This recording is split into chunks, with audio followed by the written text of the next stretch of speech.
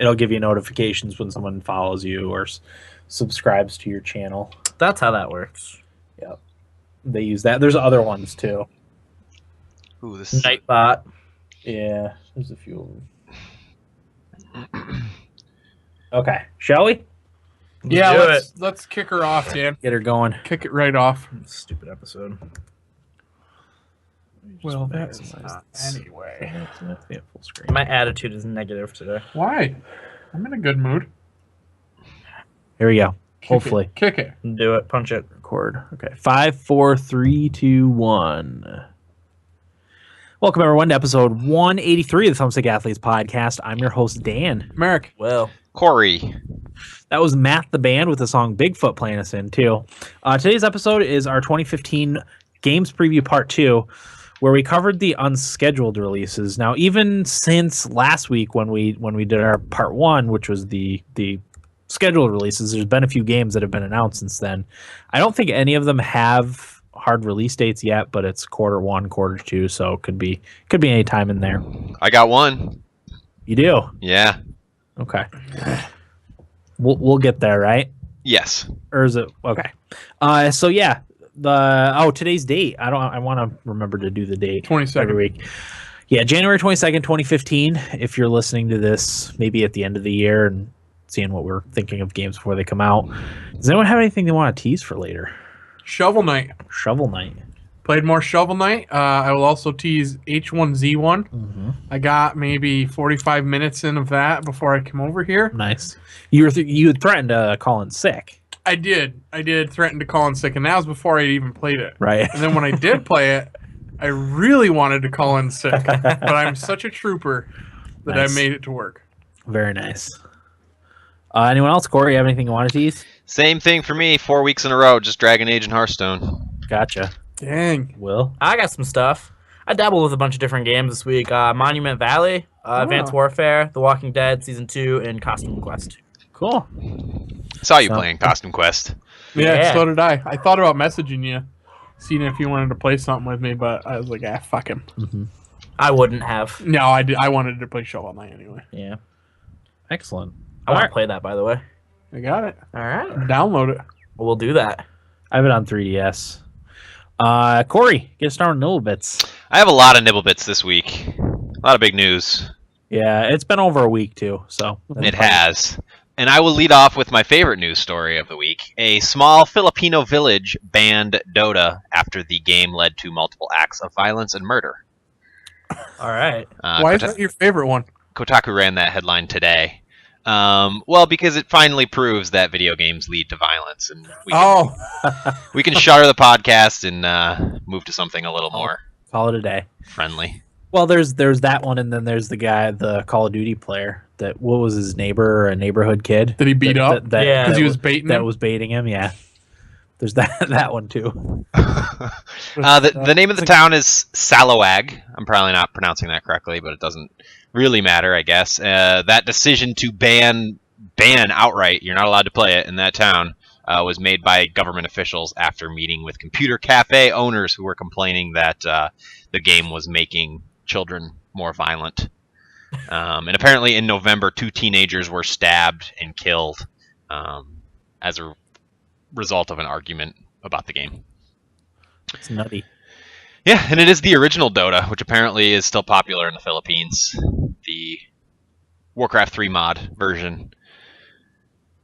Whereas the rest of the world has moved on to Dota 2. I was just going to say, why aren't they playing 2? I don't know. It's probably... I don't know. Do they have Steam in the Philippines? I was going to ask if that one you can do like local matches and stuff, and maybe that's what was the cause of At the the computer violence cafe. outbreak. Yeah, Or maybe they hate Valve and just don't want to play the new one. maybe. Yeah. I don't know. I like it. I gotta say. I like a good competitive atmosphere. Sure. I do too, honestly. know? As long as I have some beers. Winner take all, Yeah. including lives. Yep. Yeah. Moving on. There was a couple gaming-related announcements from the Windows 10 event yesterday, which, Dan, I think you watched a little bit of. I watched the whole thing. Oh, It was you 2 did? hours long. Wow. Yeah. It was longer than that, wasn't it? I think I watched for 2 hours, and it had already started when I tuned in. It was probably just about over. I think it was only a little over 2 hours. Oh, okay. Done. I was bored for most of it until the gaming stuff started, and then the hologram stuff. Yeah. That was pretty much the only thing that was really interesting to me. But the gaming things they announced was crossplay between your Xbox One and your PC, crossplay multiplayer. In the game, I imagine it's going to be specific to each game, but the one they demonstrated was Fable Legends. We'll see what other ones. I assume more of the Xbox exclusives will have the crossplay. Probably Smite. Yeah, Smite probably is definitely. No, actually, and I only know that because when I was watching the Smite World Championship, they talked about that, and they determined that the best experience for Xbox Smite players would be to not play with PC Smite players. I see. I Alright, see. Because of the buttons and stuff and mouse and keyboard. Yeah. Although, that's third person. It might not be. Well, yeah, it probably would be different. Yep. They had they had another reason for that, but I don't remember what it was. I don't know. Maybe a game like Crackdown. I imagine they'll have multiplayer of some sort. Might be a good match. I don't know. We'll see. But the other thing they announced was streaming from your Xbox One to your Windows 10 devices, tablets included. This is a la the Steam in-home kind of deal. What else does that? The NVIDIA, doesn't that push to Android devices? Yeah, there's the Shield tablet itself, but if you have any Android device and an NVIDIA card, you can use Limelight to push to your tablet or phone. There you go. So there's that. Did I miss anything? That was pretty much the big. Kind of one of my predictions that came true. That's true. Yeah, It was kind of a secondary prediction. I predicted they would launch a specific device for streaming, but I said piggybacking on that they would release some way to stream games to devices. So. Yeah. I don't know, Dan. We'll determine that at the end of the year. Well, it wasn't that long ago. When the time is right. I at least remember that I made that prediction. Dan, I don't know. You said that in our group chat, and I was like, "What were my predictions?" And I couldn't, for the life of me, remember a single prediction. Really? I only remember one of mine. I remember all mine, I think. Oh, you know what? I think one of mine came true too, but we'll get to that. Okay. Moving along, The Elder Scrolls Online is ditching its subscription plan. I think everybody sort of saw this coming. The subscriptionless ESO will be called Tamriel Unlimited, and it's going live on PC March 17th, and consoles PS4 and Xbone June 9th. Any interest from the console owners for Elder Scrolls Online on your console? If I have to purchase it for $60 now, yeah, not even a little interest. Yeah, it's a lot. I would be interested in playing it now that it doesn't have a subscription. That's the only thing that's barring me from playing like MMOs. I know Guild Wars. I put my time in Guild Wars, but from playing another one. You know, you can use mine. Just download it and play it. Yeah, because if it's free now, like you all can download it and try it out. Yeah, that's not a bad idea. Yeah, I thought about it myself, playing it again for a little bit. Yeah. Yeah, I mean, if I already owned it like Will, then I would. Yeah. But to pay $60 for that, I'm not going to get $60 worth out of it. I just don't have the time. Yeah. That's the Guild War. That's what Guild Wars is. You know, you still have to buy the game, right? But then you don't have to pay a subscription. It's I think they call it pay to play model. But I got that for $20. Yeah. Yeah, that's definitely. I mean, it's a superior game. Sure. You're right. If it wasn't full price, I mean, I don't know how many people that aren't willing to pay for the game would pay for it just because there isn't a subscription. You know what I'm saying? I kind of phrased that weird. Yeah, no, I know what you mean. You think there's enough people that now that there's a subscription, they'll go out and buy the game? No subscription, they'll go out and buy the game? I think there's a certain amount of people that'll do it. Yeah. Maybe. That was one of the allures of Guild Wars too for me, was that I didn't have to pay a subscription because I didn't know, like I never know month to month how much time I'm gonna have to play, and canceling and renewing your subscription is a pain in the balls and expensive, even if you do want to play a lot, you know. And Elder Scrolls is a big name, you know. Mm-hmm. Yeah, I imagine a lot of people, especially console owners, will probably buy it because there isn't a subscription right now. Yeah, that's that. Mario Party 10 has a release date. March 20th. Woohoo! All right. Nice. Anybody interested? Yeah, I am. I'll probably get it. Yeah? Yeah. I always like the Mario Party games. I wouldn't spend $60 on it. Is it going to be 60? I don't know. Isn't it usually? Yeah, I think Yeah. it's usually a full price game, Yeah, it is. which is silly. It's very 'Cause silly. I know Captain Toad was 40, and then I think Kirby's only gonna be 40 or 50 too. Well, Captain Toad was what, a 3 or 4 hour game? They said Is it always Yeah, it's that? Yeah. short.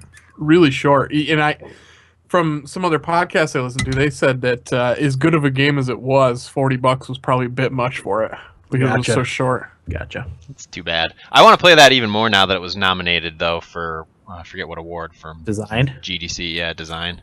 Yeah, I want to play that too, Corey. Intrigues me. Somebody's got to buy it, and then we can just pass it around. I know. We could split Yeah, I was gonna say. We could do that, couldn't we? $10 each. it. Yeah, we could. That's an amount of money I could actually afford, Same. which is nice. We'll discuss later. Yeah, that would be cool. Yeah, that missed our games preview episode, our first part. So that's why. But it does have a release date, March 20th. I don't think anybody's covering it today. Probably not too much to talk about. Another It's Mario Party. It's Yeah. number 10. Yeah, You know what you're getting. Yeah. sure. 6 new Star Wars games were added to GOG.com, DRM free as they do. It's the first time ever digital distribution versions of X-Wing vs. TIE Fighter, X-Wing Alliance, and Galactic Battlegrounds Saga. Those are all games that I would like to try, and I feel like I should. Well-received games that Oh yeah. Of the their TIE time. Fighter games were huge. Yeah, I actually ended up getting what was the one that came out? The 2 that came out a couple months ago. I can't Yeah. remember now. don't But know I if- actually ended up getting those and tried to play it, but I was just like, eh. I have You didn't no really want interest. to put the time into it. Yeah, I mean, it didn't. It held up okay, but like, there's just so many other games that I'd rather be playing that I don't know to sink that amount of time into. Even though it's regarded as a classic, just didn't appeal to me. I was gonna buy Rogue Squadron if it had come out on Steam. I probably would have gotten it. It probably will come out on Steam, but they might be doing like a timed exclusive thing with GOG for a little while. Yeah. And then they also putting out Battlefront 2 Dark Forces and Knights of the Old Republic 2 The Sith Lords. What is that, a expansion or No, complete version? KOTOR 2. That's what it's called. The Sith Oh, that's the Lords. subtitle? Yeah. Oh, interesting. I've got that one in my Steam library. I put KOTOR 1 and 2 on my potential 4 in February games because I played them and beat them like back when they came out, but I literally remember nothing about them. Yeah. So it's like playing a new game. I mean, Right. your memory will probably be jogged when you play it, but Yeah, I'm sure I'll recognize some names and, set pieces, but I cannot remember a single thing about it. I remember the first one relatively well. I don't remember the second one hardly at all, but I remember liking the second one a little bit better. Yeah. Speaking of space, Firaxis announced a new space strategy game called Sid Meier's Starships. I don't think anyone saw this one coming. No. I was surprised. PC, Mac, and iPad. It's scheduled for early 2015. I guess it could be coming out as early as March. Really? Yeah. Yeah, I heard probably pretty soon. Yep. Wow. Um.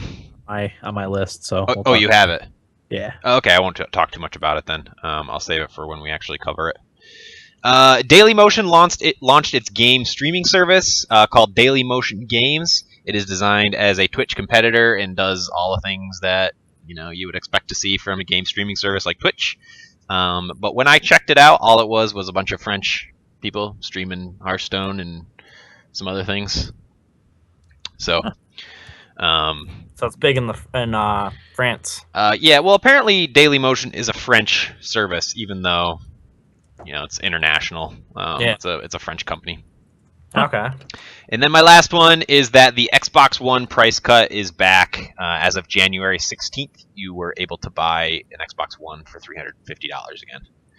Turns out they like selling consoles. Yeah. Yeah, and they're still considering it a promotion, not calling it permanent yet, but we'll wait and see. Corey, when you talked about the streaming earlier, I wanted to mention one of the things they're working on is streaming from PC to the Xbox One. Now, if they did that, I probably would buy one Yeah, just for that feature, along with the console exclusives that Yeah. are coming to PC. I would get a lot of use out of that. So Yeah, Dan, I could see that. yeah, so I don't think I'd have much use for streaming my Xbox to my PC.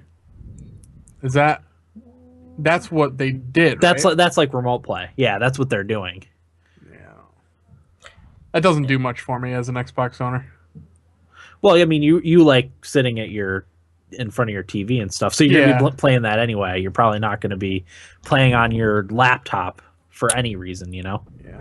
Yeah, the only use I could see you maybe getting out of it if you really wanted to play an Xbox One game and your fiance really wanted to watch something on TV. Oh, she'd probably be watching the Cosby Show, which means I'd be there. You'd be watching too. So that's a priority for me. So there's no use for you. Yeah, I got no use for it. Mm-hmm. Okay, I'll go next with Nibble Bits. It was revealed in last week's Nintendo Direct that the new 3DS XL is in fact releasing in North America on February 13th, as previously leaked. There's gonna be red and black. There's also special versions, but I think they're sold out. So there's red and black ones that you can get for $200. Some people were a little bit disappointed that there's only the XL version. There's not the normal 3DS version. Some people were upset. I don't really know why, but people. Yeah, I am going to pre-order one. GameStop is running a special, I guess. If you trade in a 3DS, you get $70 towards a new one. If you trade in a 3DS XL, you get $100 towards a new one. So I am going to be getting one of those. So I want to pre-order, but I don't know if I'm going to have the money to get the rest of it. Yeah, that's what's stopping me. Dan, how much? Go ahead. Sorry, how much did you say you get for a XL trade-in? 100. Okay. Interesting. It's a good deal. Yeah. Did I tell you guys I was going to trade I did trade mine in, but I went through the process on Amazon and got all that, and then I tried to print the shipping labels, and it turns out my printer doesn't work anymore. Oh boy. So you're not trading it in? Well, I ended up having to go. I needed to send it by January 20th. That's what it said. That if I didn't ship it by January 20th, I'd lose the trade-in value and have to redo it. So I checked to see what would happen if I redid it, and I couldn't even find my 3DS in the system anymore. I don't know if they did that so people couldn't trade them in now that the new ones are coming in. I don't know. It was weird. But if I went back to another version of the 3DS XL, it was only going to give me like $80 or something like that. Whereas with this one, I'm getting 110. Right. So I didn't want to lose that $30. So I went to the library down the street. Sure enough, free internet, free printers, free coffee if I wanted it, and just printed my label there and packed it up and shipped it out. Sounds like you should go there more often anyway, to the library. Pretty nice. It's one of the perks of living in a small town. Right. A welcoming library. Yeah, my fiance suggested to me that we go to the library more often.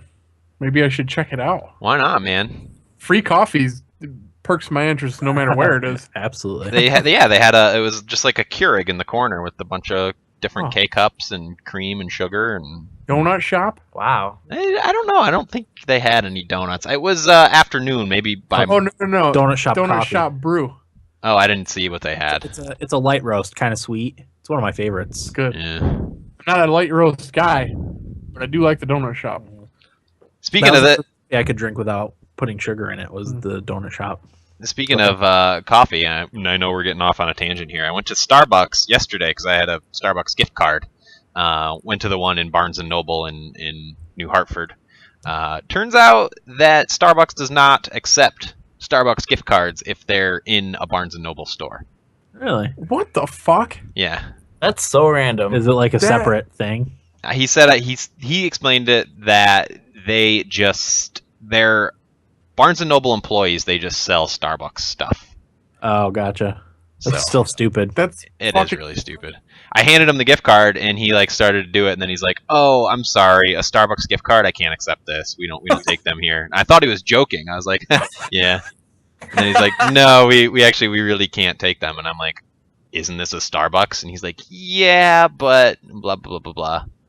Wow, it's like when I run the lotto machine at work and somebody asks me for like a Mega Millions ticket, I'll say, I'm sorry, we're all out of those. And they just look at me. I'm like, I'm just kidding. They don't think it's funny, do they? Nah, usually you can figure who you can make that joke with and who you can't. Yeah. Gotcha. Okay. Moving on, some Wii games are making their way to the Wii U eShop and won't have to be played in the separate Wii menu on the Wii system. Some will even be available to be played on the gamepad. Me and Eric were talking earlier. We both bought Mario Galaxy 2. So did Corey. Oh, you bought? Hell yeah, Yeah. $10. Yeah, it was dude. $10. That's a great deal. I think that game's like $30 if you can find a 40. used copy someplace. Is it It's 40? It was Yeah. 40 on Amazon.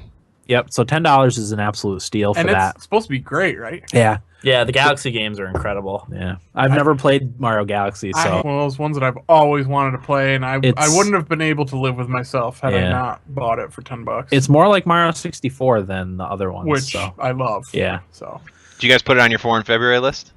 No, yeah, it is on there to choose from. Yes, I didn't put it on mine. I added it today. Yep. That's our next week's episode, by the way, is our 4 in February fantasy draft. I'm excited because I really like my list. Yeah. So I think we'll probably put on the website our games, right, Corey, on like a blog post or something. Yeah, we can do whatever you guys want. Yeah. See, I put games on my list that I knew I wasn't gonna play right away. I guess. I left Lords of the Fallen off of that because I knew I was going to get to that at some point this year. I tried to keep it be games that I probably wouldn't play otherwise. see. I didn't do that because last year that bit me.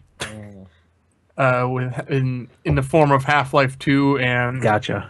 I can't remember what the other one was. Metal Gear. Metal Gear 4. Yeah. Yeah, I just hated those games so much. So Yeah. I just put games on there that I knew that That you really wanted to play. I want to play and I will, Yeah. probably like. Yeah. So. Sounds good. And then my last little bit, Borderlands 2 and the pre-sequel are, no surprise, coming to new-gen consoles on March 24th, and it's called the Handsome Jack Collection.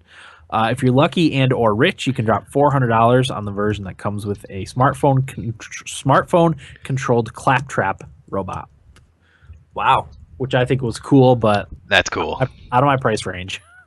A touch. It was a nice looking claptrap robot, though, Mhm. and yeah, control with a smartphone app. It's a good idea. I like it when they do stuff like that. Yeah, that's an actual like collector's edition thing, not just a. $120. Hey, here's some art books. Did Yeah. you see the video of the claptrap? No, I haven't. It's pretty cool. Is it cool? Okay, Yeah. I'll have to watch that. Those All right. humble bundles that come with swag always tempt me, and I did get the one, Yeah, the- they are pretty cool. the T-shirt, and they still haven't sent me the vinyl of video game music. That'll be cool. Taking their sweet ass time with that. I'll say I ordered that thing in the summer. As long as you didn't use your Starbucks card, Corey. No. But my favorite thing from that, I think it was a Humble Bundle 10. I got a Arstatska pin, which is the fictional country in Papers, Please. Oh, It's nice. really cool, and it's like Oh, good quality too. It's not like a cheap pin. It's heavy metal, and wow. it's cool. Nice. Will Nibblebits. You can buy into the Heroes of the Storm beta. The Founders Pack is $40, and it gets you 3 heroes, 3 skins for the 3 heroes, a mount, over 2,000 gold for in-game to buy additional content. I've been wanting to get into this beta for so long. I signed up for it as soon as they said, hey, you can sign up. And my heart, I was so happy to see it show up on my launcher, because when it shows up on your launcher, that's when you know you're in. So when I clicked it, I was so excited, and then I saw that you had to buy in, and How much? 40. Ugh. It's definitely not worth it. Now, I don't know anything about that game. What is it? It's It's basically Blizzard's MOBA. yeah, Oh, never mind. I do know about it. and it's supposed to be easier for people who aren't particularly into MOBAs. Noobs. Well, it's Blizzard. Yeah, they make it a little easier for everybody. That was my joke about Blizzard. They just make Their, everything their, easier. their model is to make it easier and bring it to the masses. Which, I mean, I can appreciate. to a point. I mean, it's a smart business strategy. I mean, they're making a Yeah. killing. Right. Yeah, and I think they're the only other MOBA that can compete with League and Dota at this point, really. But yeah, I was really excited, and then I saw that it was $40, and I have the money to do it, but then I wouldn't have any money left over. Yeah. So Don't want I was like, I'll just wait. But I was very disheartened to see that. Yeah. So now I'm patiently. I think they send out invites Tuesdays and Thursdays, is what I read on Reddit Oh, free invites. for invites, and I've been checking every Tuesday and Thursday, and it's nothing. Gotcha. Just want to play it so bad. I saw the headline on the internet, Will, Heroes of the Storm beta, probably not worth it. Yeah, And there's like 30 some heroes in the game, and like you're only getting 3 of them for $40 with skins that I don't really care about and mounts I don't really care about. Wow. So they've figured out the pricing and everything for this game already? The game's gonna be free when it like actually comes out. Yeah, but I guess they figured out the pricing of in-game stuff already? Yeah. Like that's all settled? Oh, okay. Yeah, like they have all that. A lot of people say it's outrageous. I mean, whatever. I know what hero I'm gonna play as or hero, so I don't have to mess around with them. And they let you like play with them in like games before you buy them, so you don't make a mistake. And if you hate one, so is it the same heroes that are like Warcraft and Hearthstone heroes? yeah, there's like Diablo is one of the characters you get in the Founders Pack. Like you can get some of the odd bosses in Diablo, like the characters like Demon Hunter and stuff like that. Oh, cool. Yeah, you can play as StarCraft characters and what's World of Warcraft characters. That's kind of neat, though. Yeah, it is. Despite my dislike for Blizzard stuff. most Blizzard things. Yeah. We'll talk about one that I'm interested in later. Yeah. But, Is And also, Gul'dan in there? he might. I don't think yet, but there's supposed to be a bunch of different. Like, there's supposed to be over 50 heroes. So. Is this the MOBA we get into, boys? no, And there's different. Aside from Dan? not me. And there's different maps. There's not just one map. Riz in the chat room says he's been playing the alpha for a while. Mm-hmm. He says there's great map variety, and he's not really a MOBA fan, but he likes this game. Gotcha. Yeah, and for people like me who get sick of playing on the same map, that there's different maps. I find that awesome. Yeah. Yeah, I when I heard that there's only one map in Dota, I was like, wait, what? That's what I. One Same here. one thing. I'm thinking to myself, why do people like this so much? And I still thought that after I played it. I played on the winter update and it was covered with snow, and I was like, "This is cool." And then it went away, and I'm like, "Huh." Oh, Same old it's shit. brown now. Yeah, now it's the Or same gray. thing. Earth tones. But I'm really looking forward to playing this. You know, I'm not huge into MOBAs. I've dabbled with Dota a lot, and I liked it, but I feel like this one I'll like more. Riz said it's got a low barrier to entry. He calls it. Yeah, there's no last hit to get gold. All the team members share an experience and whatnot. So that's cool. Yeah, definitely looking forward to it. Yeah, if you can't time that last hit correctly, you just screw yourself. If you're playing as a hero in Dota that like depends on last hits and like that's how you level up faster and get your gold, and you can't do it, you're gonna have a bad time. Then you get called a noob. Yeah. Anyway, moving on to my next one. This is my prediction that might have come true, but a promo poster for the next Call of Duty has leaked. It could be fake, but a lot of people seem to think it's real. But it's Call of Duty World at War II. And I guess Treyarch is the one that's making it. Apparently, I tweeted out the Wikipedia page, Pearl Harbor, and pieces of Roosevelt's speech after it happened. Ah. So a lot of people think it's going to be World War II, which for me, I am extremely excited for if this is the case. I know a lot of people probably won't like it, but whatever. I'm into it, Will. Yeah, I would give it a shot if it goes back to World War II. as I talked about, I think. Actually, I don't remember when I talked about this, but with Advanced Warfare, with the exosuit and like the mobility and everything like that being so easy, I feel like going back, a lot of people are gonna hate it. Yeah. At least for multiplayer, they will. Yeah. Yeah. But for me, like I play Advanced Warfare, so I'll talk about it later. But like I have no problem going back, especially if it's World War II. But they said the poster revealed that's going to be announced May 4th at 1 p.m. Eastern time. So it's oddly specific for the poster. Yeah. If it's a fake leak apparently, but yeah, I'm really hoping that it's real. Nice. That's all I had. All right. What do you got, Eric? Oh, let's see, Dan. I got 4 here. I don't know if this was talked about. I know at least one of these games wasn't for scheduled releases last week. Microsoft has confirmed the release dates for 3 games coming out in the spring. Ori and the Blind Forest, which is one I'm really looking forward to, is March 11th for $20. That looks cool. It looks pretty. Yeah, it looks really nice. Scream Ride, Corey talked about for March 3rd for $40. Weren't we talking about how much that was going to be? Yeah. Yeah, so that's going to be $40. And the Xbox One version of State of Decay, April 28th for $30, which I was surprised that was that much. Is Scream... Sorry. Go ahead. I was going to ask if Scream Ride was still a get for you at 40.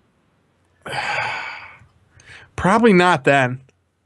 Yeah, it doesn't seem like a $40 game to me. Well, I would pay 40 for it. It's just funds are tighter this year, saving for the wedding.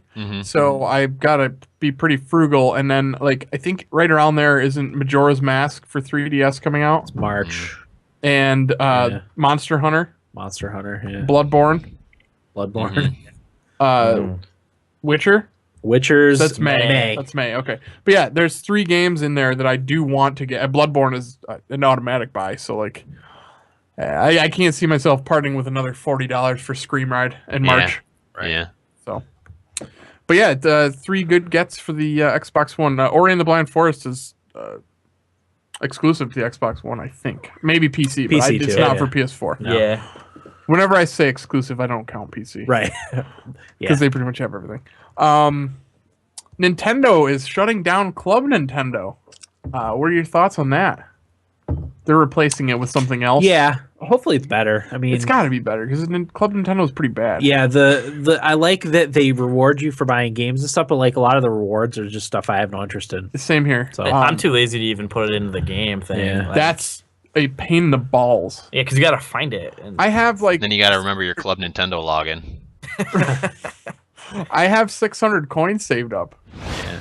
I don't know. There's a time limit when you can use them. I'm hoping they added some stuff to like. I don't know. Get me to use them. Otherwise, they're just going to go to nothing. Yeah.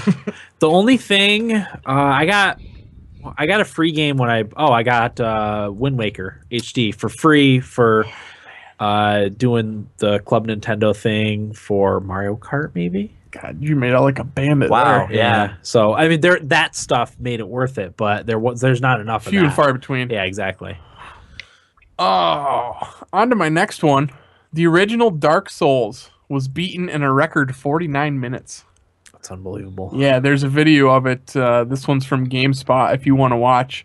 The dude that beat it, his name, online handle is Kamul78, said he's not that overly impressed with it and thinks he can do better. I like that spirit. Yeah, that's impressive stuff. Corey, did you beat that game, right? Yeah. What do you think? Oh, wait, no, I never did beat it. Really? Remember?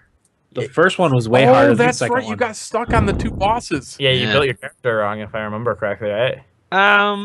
Yeah. I forgot that you never beat that. That's right. Unsuccessful build. It looks like it's still biting you a little bit there. It still hurts. Yeah. Maybe, who's got it on Steam? Oh, I have it on Steam. Maybe I have it on Steam, too. Go back and play it. And my last one, if you bought Master Chief Collection and you played it before December 19th, you're getting a free month of Xbox Live Gold. Yeah, I got the message in my Xbox One. As did I. I think you're getting that free month now already. So that's pretty cool. I appreciated that from them.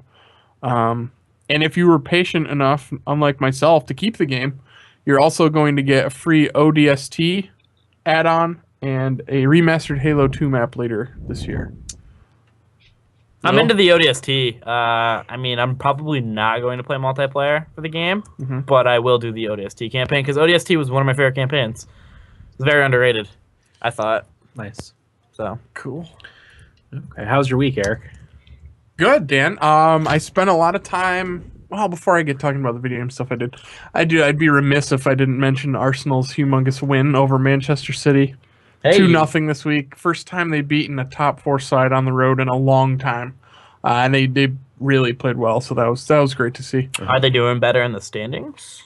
They're 5th, but they're only a point away from Manchester United in 4th, and I think 3 points out of 3rd. Okay. They're not going to get any higher than 3rd. No. That's between Manchester City and Chelsea. But yeah, anyway, that was good to see. What else? I watched a lot of Twitch this week. H1Z1 for the most part, actually exclusively H1Z1. I found a streamer that I really liked and stuck with him for a while and watched probably 6 or 7 hours straight the one day of H1Z1. Nice. It was pretty cool because this guy's got a lot of followers, and what ended up happening is people were donating him money, but it went towards a bounty on his head, where the first person that killed him got all of this cash. Really? Yeah. And people were donating like Steam cards and all of this shit. And he had a guy that he had met that day playing with him on his server, who was, they called him his bodyguard, for lack of a better term. And then they started putting bounties on his head. And it was just really cool. That's awesome. Cool. Yeah. And it got really intense because people were like, he's streaming it so people can see where he is. Yeah. You know what I mean? Because the people that are playing with him are fans of his because it's his server. Yeah. And he only lets certain amount of people in. Like over time, he's letting more people in. Yeah, Riz knows who I'm talking about actually. So it was really fun to watch because it got really intense, and I don't know, I really enjoyed it. But yeah, so it prompted me to buy H1Z1, which I'm going to talk about later on today. Nice. I think other than that, I already talked about Shovel Knight, and I'm forgetting something, but I don't remember what it is. Sabres game? Did I not talk about that? No, you didn't. Do you want to talk about last week? Was that last week, wasn't it? Yeah, I think it was. Yeah, anyway, I went to my annual Sabres game. I chose the Minnesota Wild because Pominville and Vanek play for them. Ended up losing 7-0, so that was fun. I didn't really care, though, because, we all know how terrible the Sabres are this year, so I didn't expect much. Would have been nice to see a goal, considering the last 3 games I've gone to. I think they got shut out. Oh, my God. Or no, I forgot about Nashville. That was 4-1. Yeah, they did score a goal in that one. It was Pittsburgh. I think they lost 4-0. Boston the year before that on Easter, they lost like 3-0. So I don't have a great track record. I'm 0-4 my last 4 Sabres games. Well, we know what they're going for this season. We Yeah, do. exactly. We do. We're playing. We're hoping for a brighter future. Last time I saw that they were in last. They are. They are. Oh, they're still in Last last. I knew they were tied with Edmonton. Okay. And Edmonton's been playing a lot better. Edmonton also had less games played. More games played. They were even last I saw. It had worked out that Buffalo was in last because of whatever. Yeah. I think it was Buffalo had played less games, maybe more games. It was more Buffalo had played more games and had the same amount of points. Okay. But that was a few days ago. I don't think know at they're this even point. now. Okay. But yeah, it was a good time anyway. I like going watching hockey regardless. Yeah. Went out to Pearl Street Grill like I usually do, brewery Love and that grill. place. Managed to not get food poisoning this time. That's good. All right. I got the chicken pot pie. But yeah, I tried if you're ever up there, I tried the Don Cherry wheat beer that they have, the brew. It was good, really good. Light beer, obviously, there's a good sweetness to it. It was what I was looking for, because when we went last year, I had the oatmeal stout, I think, Yeah. which is like a meal in itself. Yes. Good, Yeah. but yeah. a meal in itself. I had the because I went to a wedding there. Yeah. Like a year and a half ago, and, Right. and that was mostly what I drank was the Don Cherry wheat. Oh, yeah, it's good light beer. Fantastic. What, Corey? Don Cherry? Oh, I don't want to That's drink beside- any beer named after Don Cherry. That's beside the point. It was a good brew. I don't know if I could get past that image though. Don Cherry in a plaid suit. Yeah. but yeah, I think that's it for me. Okay. What about you, Will? I did another video on Smash Brothers. Had a devil of a time to doing it. It was lagging so bad with the capture card, and Nintendo bad online sometimes, that like buttons weren't registering. Even on the video I put up, like there was things I was trying to do that just weren't working. So the gameplay is pretty poor on my end, but I put up a win, so that's all that matters. Yeah. But so go to YouTube on our YouTube channel and comment and like it and subscribe if you haven't yet. But I did that. I watched a movie, which is the first time I was at home and decided to watch a movie, and I can't even tell you how long. I'm in the same boat, Will. I just I did movie. Same. I only watch TV when I want to watch something. So like Netflix. Yeah. I watch TV shows. So I watched the movie Silver Linings Playbook. It's got Bradley Cooper in it and Jennifer Lawrence. I had this recommended to me by our dad because he watched it and liked it. But the movie's basically about Bradley Cooper came home from work one day and his wife was having an affair and he walked in on it and he lost his mind and was admitted into like a mental health institution. And the movie is based around him coming back and trying to win back his wife, essentially. It was pretty good. I enjoyed it. I like Bradley Cooper a lot, and I like Jennifer Lawrence. So, Did you learn any life lessons, Will? No. No. It was just like, I don't know. I watched it. I was sick that day too, so No. I was kind of in a fog. But I love movies that I think about life lessons. Mhm. yeah, Corey, did you like American Beauty? Yeah, I didn't love it. When it came out, I liked it, but as time goes on, I like it less. Okay. Because it was like the first of those kind of dark comedies. Mm-hmm. It was cool before that kind of movie was cool. But now that we have more of those kind of movies that do it better, that one seems like Hot Fuzz. Who's in that movie? Hot Fuzz is still great. Yeah, we watched it in my film analysis class. Do you like it? I mean, I wrote my like in my film class, you basically wrote down your analysis of it, and I did that early and kind of gave it to him and left. I really love that movie. So I didn't finish it. But Big fan. Is it on I Netflix? love Kevin Spacey's character, how he just doesn't give a shit. It might be on Netflix. I don't think it's on Netflix, but I'm not positive. Anyway, I tried to go see a movie yesterday. I tried to go see American Sniper. No dice. Be damned if you can find a ticket. Really? My buddy tried to go at 10 in the morning on Tuesday, and it was sold out. Yeah. Yikes. Really?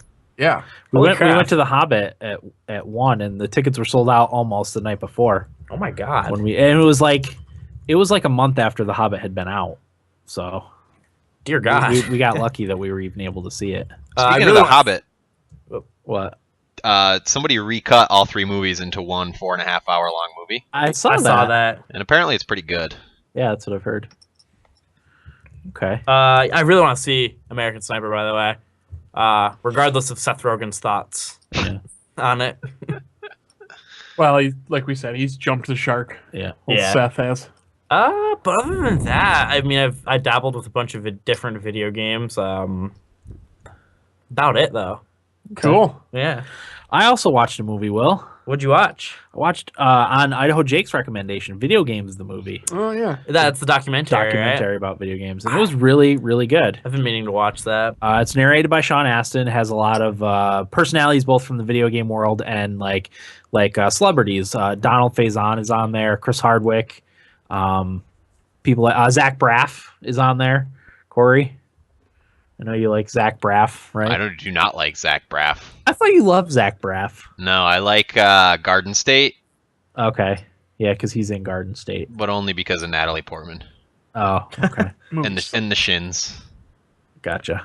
Yeah, it was really well done. It goes through the history of video games and kind of the how what changed as each new generation came along, and it was very well done. Yeah, I was very impressed. It was only like an hour and 45 minutes, maybe. One of my friends watched that movie and said that video games is the ultimate art form because it has like music and story. Yeah, and that's development. a Phil Fish saying. Phil Fish. He said it's a culmination of all these different art forms into one medium, and Yeah. that's what makes it so great. Yeah. Which he's right. Yeah. As much as we get from crap, he makes Right. a good point. Right. So that's all I had for this week. But yeah, it's on Netflix. Watch it. It's like I said, about an hour and 45 minutes, I think, and it was really good. I was very impressed with it. Yeah, I should watch that. Yeah. What about you, Corey? What do you got? I have a few things I would like to talk about with you, Hear him, Corey. kind gentlemen. Firstly, some business. I created a new page for Question of the Week. So if you're ever wondering what the question of the week is, it's in one unified place, thumbstickathletes.com/QOTW. And if you can't remember that, if you just go to the webpage, our homepage, it's on the sidebar. Just says like click to or answer our question of the week or something like that. So there's a easy, handy place to do that in a submission box, so you can just type in your answer and click submit, and you don't even have to provide your email or anything. Just the easy way to submit your question of the week answers. I bought Mario Galaxy 2, which we talked about a little bit already. Tried to play it in bed because I brought the tablet part of the Wii U into bed with me, and then it reminded me that I needed to switch to the Wii mode, which was more than I was willing to do from bed. So what does that mean? You need a Wii remote. Yep. Wait, I don't have one. I have one. Can I have it? Yeah. You didn't have a Wiimote? No, I got rid of it. Didn't you get one with Mario Kart?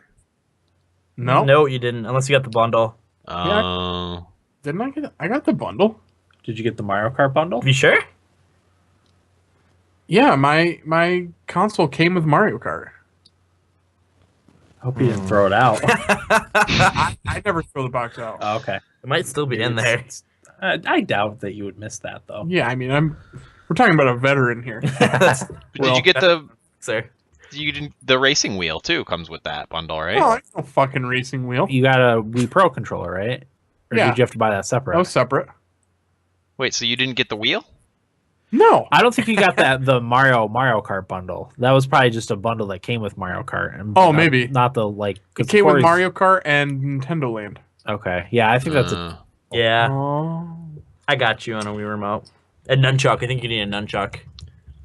Yeah, I think for that one you do. Oh, that pisses me off. But yeah, I did that. I'm looking forward to playing that. $10, a great deal.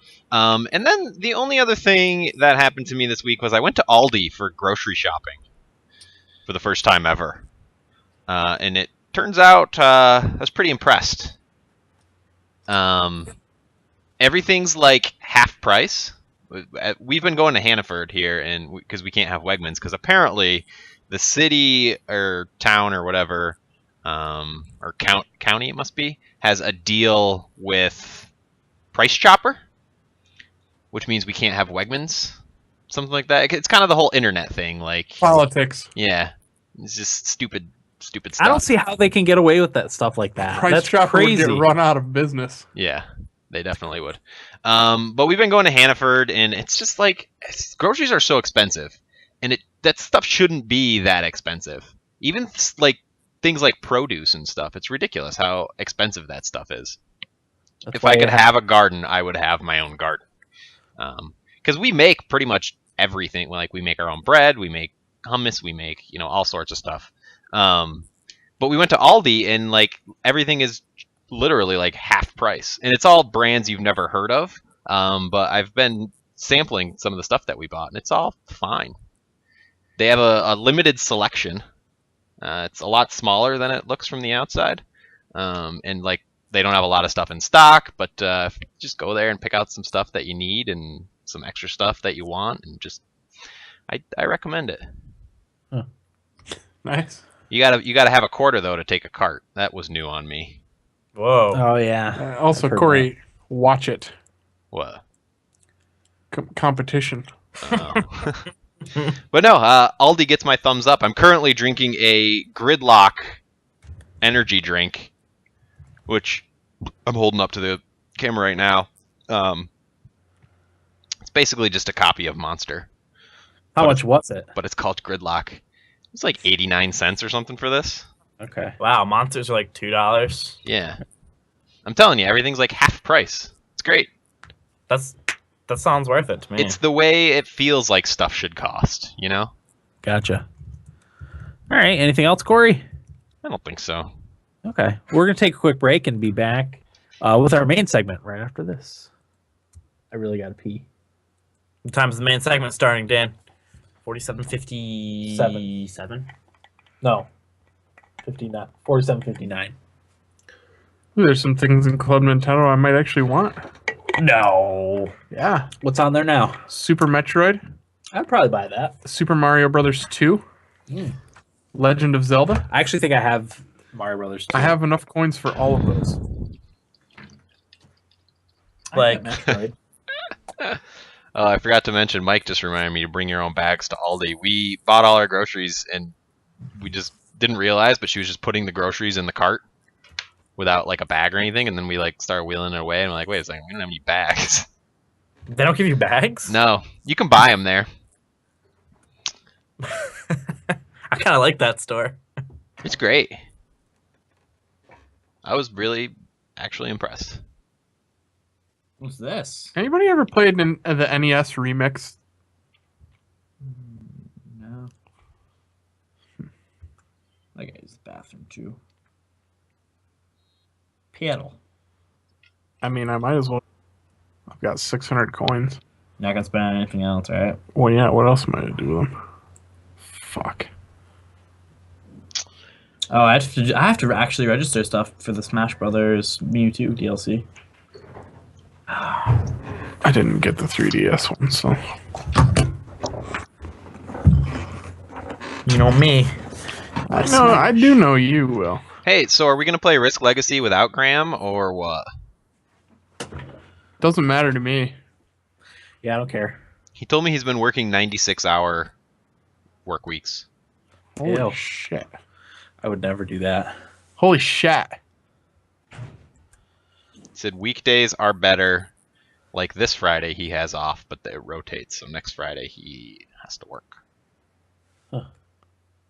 Holy Wait, fuck. what about Monday? Ugh. That would be Monday the 2nd. Second. Groundhog's Day.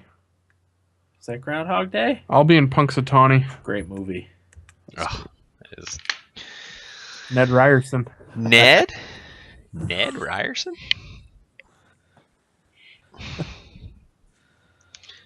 Warm out there. Yeah, it's not bad. Meanwhile, I'm freezing. You should see because I don't put on honestly when I take the dog out, so I'm usually in my shorts and t-shirt at like 7:30 in the morning when it's like 6 degrees out and people driving by are like, idiot. I'm just like, yeah, well, You're only out for like a minute. yeah, wakes you up in the morning too. I'm the same way, Dan. I don't like it, but I'm too lazy to bundle up just to take the dog out for a minute, you know. Every time I come here to record, Mom and Dad always go, it's going to be like 5 outside. And it's not like it's warm down here. You should probably bring pants in case something happens. Meh. It's probably 50 at the most down here. I like it down here. The okay. temperature. It's a bit chilly for my taste. Oh, yeah. Once we get, like, I'm always cold when I first get down here, but once we get into the episode, I don't even think about it. Well, so you guys bring a little space heater. We have 2 upstairs, but they're in the kids' rooms. All right, shall we? I think we shall, Dan. Nah, I don't want to. I'm going to Corey's out. Call it a day. I'm Quit. gonna go. Corey's out. I'm not feeling it. All right, here we go. 5, 4. I'm calling you first, Corey. Woo! 5 or not. Corey's got to poop. You knew you were going to start it. I'll wait a second and see if he's coming right back. Otherwise, I'll just start up.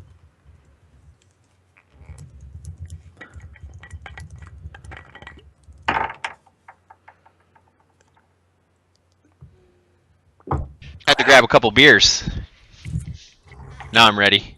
Okay, here we go.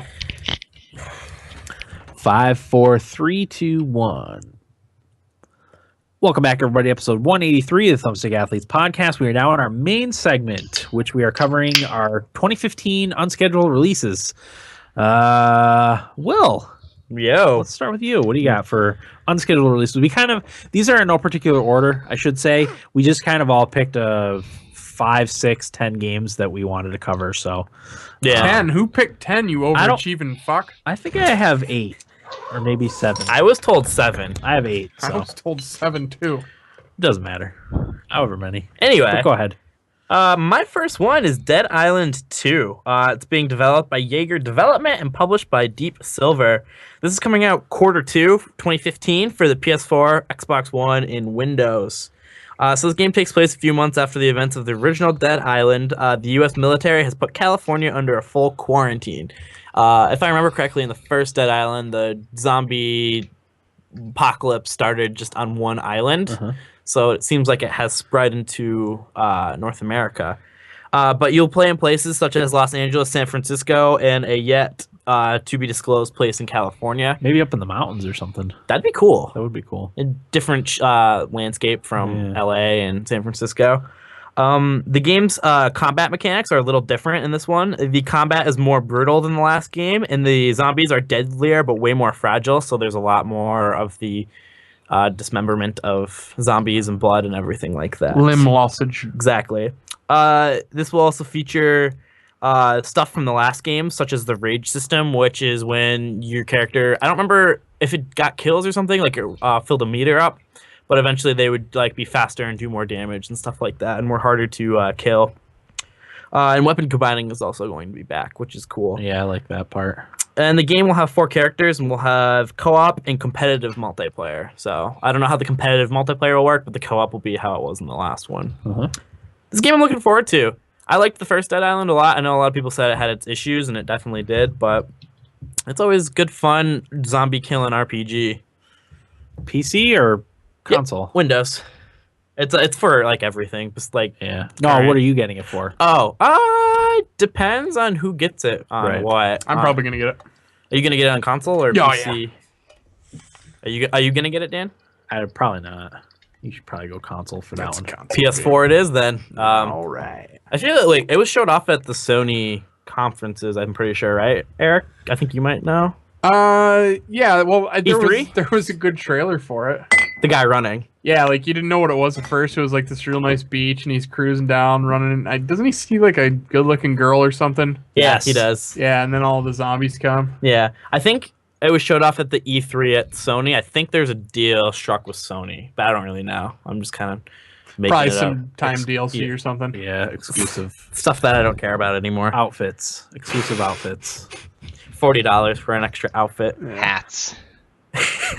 I'm looking forward to it too, Will. The trailer was great. Yeah. And it sparked my interest. And Dead Island is one of those games like I just had it in my head. Destiny or fuck is the one that I didn't like that everybody liked? Mordor. Titanfall. You kind of liked it, Dan. Year before last. Had some stealth. You had some powers. God, I can't fucking remember. Not remember. It's a good jumping board anyway, whatever it was called. Remember Me? No, it was a better jumping board than Remember Me. Okay. A good start, but the second one will be a lot better. Gotcha. And I wish I could remember what the game is, but anyway. Yeah, that's going to bother me now. Yeah, it's Dead Island, I feel, is like that. Yeah. Okay. They can Yeah. iron things out and be a really good second game. Yeah. Yeah, I'm hoping. I know a lot of people have well, it's actually not being made by Techland, so Oh, Yeah. this one could be. Well, because Techland's do a Dying Light, Yeah. which is coming out next week. Yeah, I was actually reading the Wikipedia, and they were gonna wait for Techland to work on this one, but the Jaeger development or whatever got the rights to do it. So it'll be a new developer. I'm looking forward to it. Should be awesome. Anyway, on to my next one. It's Fortnite. It's being developed by Epic Games and published by Epic Games. There's not a specified quarter that's coming out, but it'll be in 2015. And it's for Windows. And Fortnite is a scavenge by day and fight by night game. It's a co-op sandbox survival game about exploration, scavenging, building fortified structures, and fighting waves of enemies. But basically, during the day, your team of however many players, I think 4 is the max, go out and scavenge materials to build up a base, like in Minecraft, sort of. And you can like fortify your structures and build like a really cool area to protect. And then at night, like zombies and different types of enemies attack it, and you have to fend it off and protect your base and stuff like that. The alpha is out for it. They did I think it was maybe like a week or two. They did an alpha, but got some information on it. I wanted to play it, I never got in, but that's what's this for now? PC. I'm in. Fortnite. Yeah, I think I told everybody to sign up for the alpha but none of us got in. But It sounds great. yeah, it's gonna be a lot of fun. This game was announced in 2011. Yeah, it's been. I was gonna say this was the game that I could never remember the name of that I've been wanting to play ever since I heard about it way back when. Yeah, when it got announced, they said it was gonna be the first game to use Unreal 4, but Is that still the case? Yes. Is it gonna be the first game? Riz just said Fortnite is looking mighty fine. They're really pushing Unreal Engine 4 with that. Yeah, I don't know if it's gonna be the first game to use Unreal 4 since like the new consoles have come out and stuff like that, and they've been using the stronger technology. Yeah. But I know it said that this is the first Epic game that's going to have Because that's their engine. Unreal 4 is their engine. Yeah. But I'm really looking forward to this game. It's got the cartoony styled graphics and stuff like that, and looks pretty cool. Yeah. You can see some gameplay on YouTube and all that fun stuff. Nice. Moving on. Oh, I should also mention the game is going to be free to play. Oh, Fortnite's going to be free. I'm pretty sure, Nice. if I remember correctly. So Okay. Microtransactions? Did you hear anything about that? my guess is yeah, But but a dirty word, I know. But I don't know for what. Probably like I got the Team Fortress vibe from it. okay. So maybe like as Corey said, hats. Hats, yeah. But anyway, Eric's Just go. is giggling. Star Fox for the Wii U. It's being developed by Nintendo, published by Nintendo. It's going to be out 2015 before Zelda. That's from the The Game mouth of- of Miyamoto. Yeah, the Game Awards. But for the Wii U, obviously. This is a weird game because there's hardly any info out on it. It's just been like, oh, it's coming out this year and before Zelda. But so some game journalists have gotten a sneak peek into this game, and they said to play it, you steer with the left control stick with the gamepad, and you aim with the gamepad motion sensing. So it's kind of, you hold it up to the screen and that's how you aim with the control stick moving around. Yeah, I know they wanted to take advantage of some of the hardware on the Wii U, where most games it's just like a lot of games it's like a map screen, like a map screen or inventory management screen, or you can play the actual game on the gamepad. But I think with Star Fox they wanted to be able to do different use things some of with the it. features. Yeah. The game will use a dual screen mechanic, turning the gamepad also into the view of the cockpit in the R-Wing. And there's going to be like a little monitor that shows the perspective from behind the R-Wing, which is kind of cool because you'll be looking through the thing and there's a little monitor you'll be able to see behind you, kind of like you're actually piloting it, which is kind of cool to me. And they are also using the gyro sensors on the gamepad to independently target enemies. The gamepad also allows you to switch between the R-Wing and Landmaster tank with the press of a button, and the game is also introducing a helicopter-type vehicle. So, nice. Yeah, this is looking cool. I haven't really played a Star Fox game all the way through. This could be my first one that I beat. Did you play the 60? You guys played all the 64 one? I did. I played the first one too. That was back in the days when I used to snoop around Mom's room for my presents, and I remember that was one of the games. Or no, that one wasn't. I got that one for Easter. The Easter Bunny brought me Star Fox 64. Nice. And I was disappointed actually because I wasn't really interested in it, and I loved it. Yeah. There you go. Good series. Yeah. And also my favorite Smash character is Falco, or one of them. So very nice. As I said, I've never really played through one other than I was kind of young when they came out, so I wasn't very good at the whole playing of it. Yeah. On the Nintendo 64 controller. But anyway, the next game is Hellblade. It's being developed by Ninja Theory and published by Ninja Theory. Ninja Theory is the one that did the DMC reboot. That's also being remade for the new consoles. 2015 release date for the PS4 and Windows. So this is an action hack and slash game based on a Celtic myth. The trailer shows off the main character, Senua, as she embarks on a personal journey through an underworld. And Ninja Theory said that they consider this game as an independent AAA game. And what they mean by that is it's going to be developed and published independently, but it will have the production and values of a AAA game. So it looks good. Yeah, it does. And Ninja Theory said that the things that define their games is the class combat, strong character roles, and unique art style. And they said with this game, they're taking it all to the next level. Obviously, they're going to say that to promote their game, but after seeing what they did with DMC, I'm kind of looking forward to this and thinking that they're going to put out a pretty awesome game. Yeah. I have no idea on pricing for this, how much it'll be. I'm going to guess $40. Yeah, that sounds right. Because, I mean, they said it's going to be an independent game, so it gives me the feel that it won't be $60. Right. But you never know. And as I said, after the DMC game, that I kind of trust Ninja Theory with their games. Hellblade, right? Yep, Hellblade. This got announced. I don't remember where. Maybe it was E3. Gamescom, maybe. It's the trailer with I think it was Gamescom. With like the female like ninja warrior, and it kind of was panning out and stuff like that. Yeah, it's cool. Yeah, we are currently watching the Gamescom trailer. Okay. I don't know if there's more than one. Okay. I don't think so. I think it's pretty. That's coming out this year. Apparently, a lot of these games I did research on, I was like, there's very little. I think that one's gonna be pushed back after. Yeah. 2016. Yeah. Yeah. It could. As I said, a lot of these games are coming out of nowhere and getting early release dates, and I was like, I don't know anything about any of these, so who knows? And my next one is another one that I don't know very little about, but it's Battleborn. It's being developed by Gearbox and published by 2K probably. I went to the Wikipedia page, but they didn't have one. Just took it to Gearbox. But their games get published by 2K, right? Yeah. Generally. Yeah. So, yeah, I figured it'd be 2K. The release date is 2015 for PS4, Windows, and Xbox One. There, once again, wasn't a ton of details on this other than the 18-minute gameplay video that they had, but it takes place in a space fantasy setting where multiple races contest possession of the universe's last star. And this is a cooperative first-person shooter game that includes MOBA elements. And in the gameplay video, it was basically they were like defending an area and waves of enemies were coming on, and then like in Destiny, like a huge boss comes through, then they all fight it and kill it and stuff like that.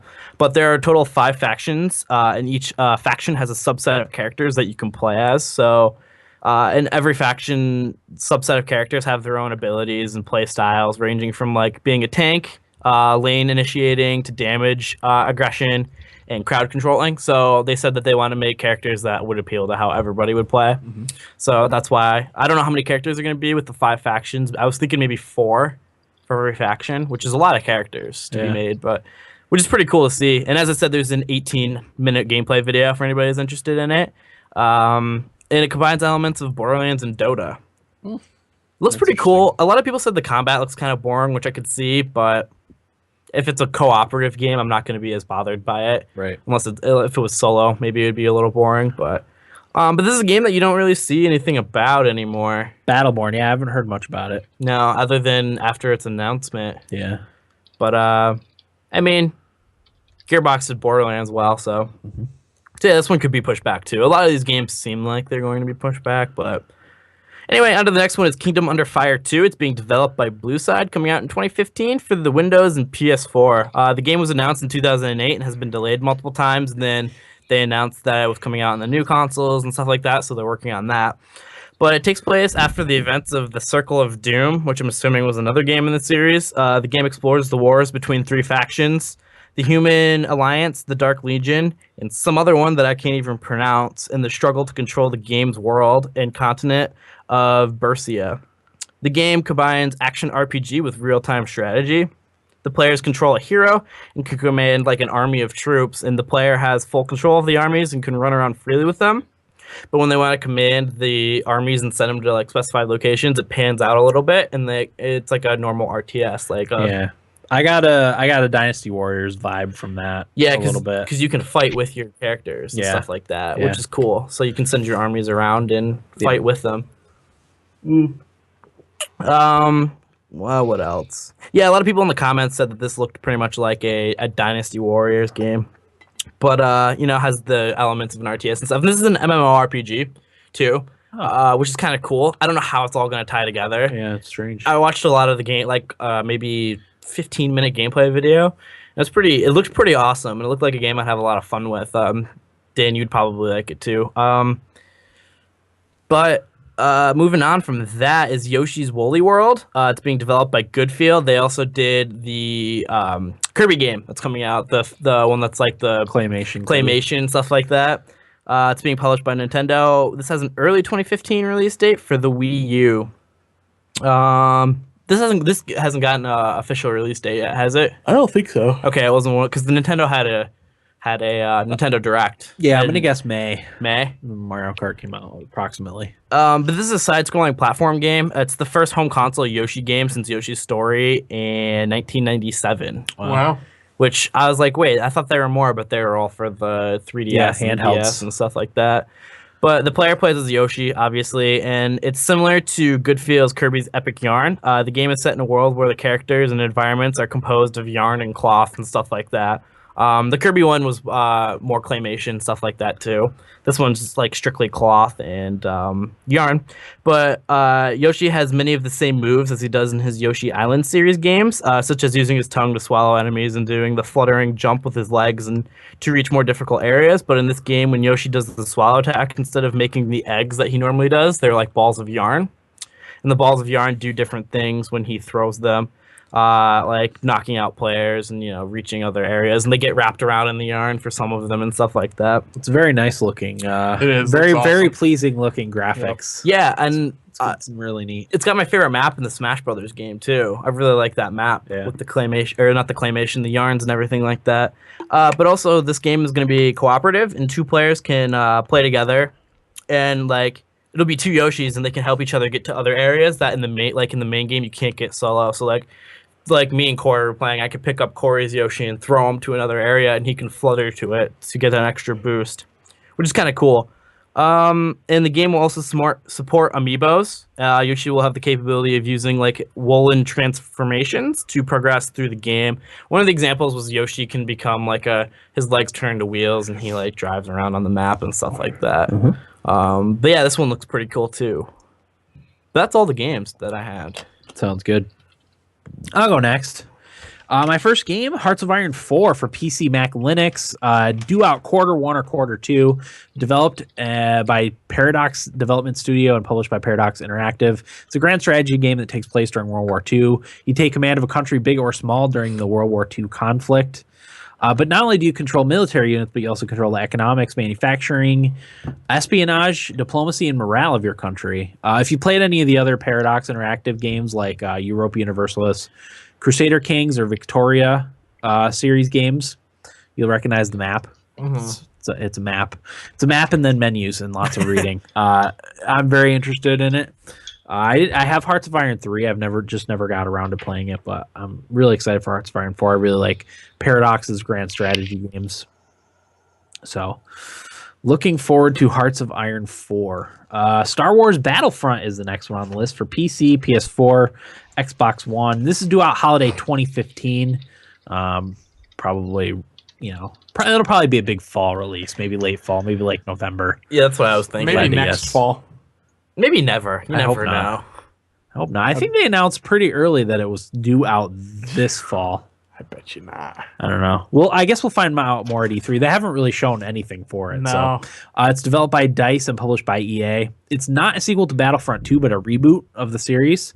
There is not a lot of information on the new Battlefront at this point, but Hoth and Endor were revealed as playable maps in the game. So, all right. I know you're interested in Battlefront, Will. Oh, definitely. Me too. I'll definitely be buying Battlefront. Hoth. Yeah. Oh man, Hoth's my favorite planet. Gets my gander up. It's supposed to coincide a little bit too with the new movie, which is why I think they're probably going to stick to the release date. What are you giggling about over there? I put the wrong video on and I didn't know. Did you put a porno up or something? No. Corey, clear your history. I don't even know what the right one is. Are you trying to play the trailer from E3? 2 years ago when the game was announced, or what? Yeah, I guess I'll play that one. What's wrong with that? I mean, It's it's the just only video out, isn't it? it just shows like a footprint in the snow and Hoth, and that's all it really shows. There's the E3 footage of them talking about it and walking through areas. Yeah, this is where the game's lame taking sauce. place. So that's a definite buy for me. Oh yeah, fuck yeah. Next on my list is Xenoblade Chronicles X for the Wii U. It's coming out in Japan, April 29th, 2015. It's got a 2015 release date for North America and Europe. Developed by Monolith Soft and published by Nintendo. It's a spiritual successor to Xenoblade Chronicles for the Wii, set in a sci-fi universe where humanity has abandoned Earth in search of a new homeworld. I guess there's a war between two alien races going on right around Earth, and the planet's about to get destroyed. So they decide to hightail it out of there and look for a new homeworld. The Ark ship White Whale crash lands on the planet Mira, and there humans try to establish a new home. It's an open world exploration heavy RPG where traveling can be done on foot or in a giant humanoid mech known as a doll. Dolls can transform into various land vehicles, fly, and traverse water. Combat reminded me a little bit of the Monster Hunter games because a lot of the stuff you fight is really big, and you can fight it on foot or you can fight it in your robot too, which is also really cool. It's definitely one of the games I'm most looking forward to this year. Me too, Dan. Xenoblade Chronicles X, and I had kind of not forgotten about it, but kind of put it on my back burner until the Nintendo Direct last week, and they showed some footage from it. I'm like, oh my god, I can't wait for that game. That's Wii U, right? Wii U, yeah. If I could get one video game this year, it would be The Witcher 3. Mm-hmm. But if I could get two video games this year, The Witcher and Xenoblade. Yeah. I thought you didn't like The Witcher, Corey. Are you kidding me? Yeah, you always crap on the publisher or the developer. No, I don't. Doesn't he? A little bit. Well, you've been drinking? Just about the delays. Yeah. He was crapping. The Witcher 1 and 2 are in like my top 10 favorite games of all time. You're the guy who said Oh yeah, because they're playing up that whole like, we're on the side of the game. Yeah, the gamers thing. It just gets a little tired after a while. That's why I bitch about it. Somebody's got to. That's what I meant. So yeah, that's sometime later this year. I'm hoping it still comes out this year. It's one of my most anticipated. So one thing that kind of bothers me about it, Dan, is it sounds like they're doing away with the whole origin story that was in Xenoblade Chronicles, which was one of my favorite parts of it. The setup for that game was that the planet that you lived on was these two titans that were warring with each other, and got like frozen in time, and then like plants and stuff grow on these titans, and you live on these titans. But this game seems to do away with that. Correct? It does. It's because it's Earth. You're actually on Earth, and there's two warring alien factions that are having it out right around Earth. Yeah, and it's getting destroyed in the process. So humans kind of take off on the ARC ships, like in Sid Meier, Battlestar Galactica. Exactly like that. Except they're not technically there to exterminate humanity. They're just fighting the two factions. And yeah, you crash land on this new planet, and I guess one of the factions comes after you to finish you off, maybe so you're not a witness or whatever. I don't know exactly, but you do have to fight off one of those alien species that was fighting over Earth, apparently at some point in the game. Interesting. But yeah, it's not set on the two titans like in Xenoblade Chronicles. You're right. That was very cool. I wonder if they're gonna. I wonder if that's like still tied into the universe somehow. It's just maybe taking place somewhere else. They said it's a spiritual successor and not a sequel, I guess. Next on the list, Sid Meier's Starships for PC, Mac, and iOS. This is Q1 or Q2 2015 release, developed by Firaxis Games and published by 2K Games. It's supposed to be supposedly set in the same universe as Beyond Earth, where the player plays in control of the space fleet. It's a space 4X game. It seems to be in the same vein as the Master of Orion games.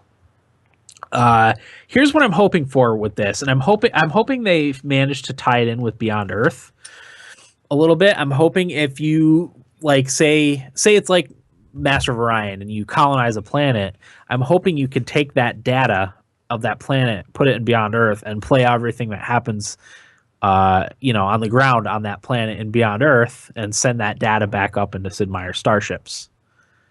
Wouldn't that be neat? No, they did say that there would be some sort of integration. Oh, good.